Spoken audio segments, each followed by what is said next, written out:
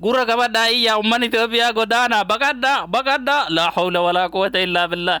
Oromoo koottaa waan nama rifaasisu tokko isinitti hima. Bara 2016 Itoophiyaa dabre kana qofa keessa mootummaan birrii biiliyoona 600 fi biiliyoona 13 galii uummata irraa sassaabee jedhan. Hagam isiniin jedhe.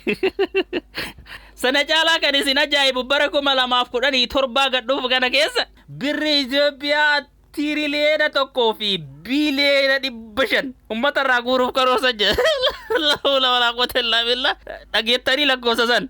Lakkoofsi isin gurra dhaga'uuti isinitti ulfaate sun eenyurraa guuran beektaa? Ummata hiyyummaan akka addunyaatti sadarkaa tokko faana jira. Inna lillahi wa inna ilaihi raaji'uun. Silaan bu'aa maal bannaatti boo'uun beeku ani.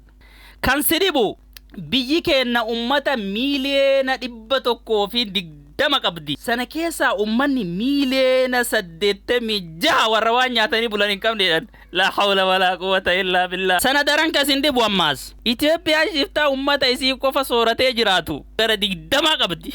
Shiftaa jaaloomoo mootummaadha. Irreen guurataa jedhan qonnaan bulaa tokko irraa birri Itoophiyaa 50 fuudhaa jiran jedhan. An kennanii buuse isin ummata Itoophiyaa maan godaanne.